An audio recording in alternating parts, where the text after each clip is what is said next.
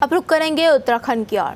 हरिद्वार में संत समाज की ओर से वन नेशन वन इलेक्शन को लेकर कार्यक्रम आयोजित किया गया, जिसमें सीएम पुष्कर सिंह धामी शामिल हुए।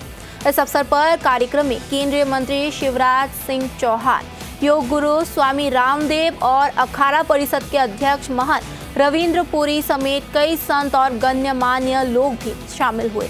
कार्यक्रम में सीएम धामी ने कहा कि बार बार चुनाव और आदर्श आचार संहिता लागू होने से विकास कार्य प्रभावित होते हैं।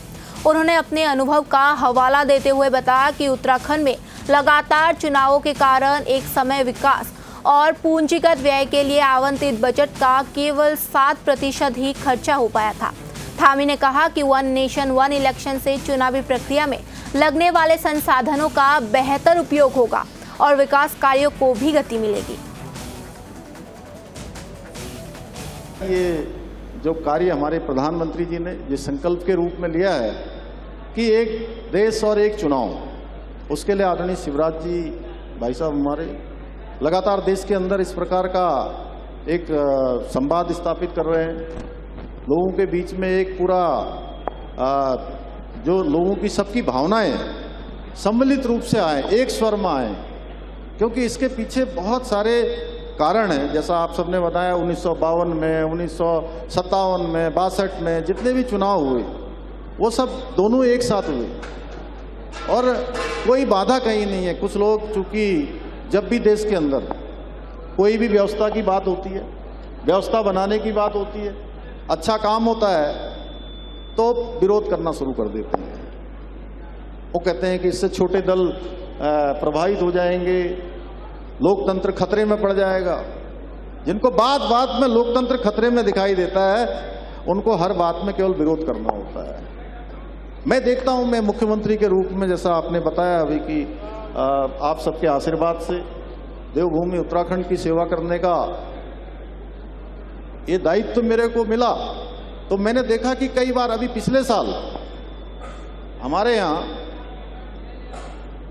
2024 और 25 में जहाँ लोकसभा का चुनाव हुआ, वहीं हमको दो उपचुनावों का सामना करना पड़ा। 2 उपचुनाव के बाद नगर पालिकाओं के चुनाव हुए, नगर निगम के चुनाव हुए, फिर हमारे पंचायत के चुनाव हुए, जिला पंचायत के चुनाव हुए, त्रिस्तरीय पंचायत। तो जितना पैसा हमने अपने कैपिटल एक्सपेंडिचर के लिए, निर्माण कार्यों के लिए रखा हुआ था, वो पूरा खर्च ही नहीं हो पाया। जब जाकर जनवरी माह में हमने समीक्षा करी, 27 तारीख को आचार संहिता समाप्त हुई जनवरी में 2025 में,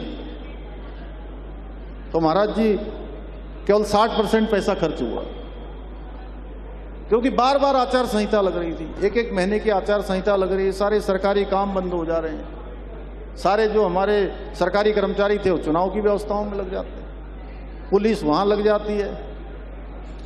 जितने राज्यों में चुनाव होते हैं, हम लोग भी पार्टी के कार्यकर्ता हैं, पार्टी के कार्यकर्ता के नाते कभी वहाँ राज्य में चुनाव हो रहा है, कभी यहाँ हो रहा है।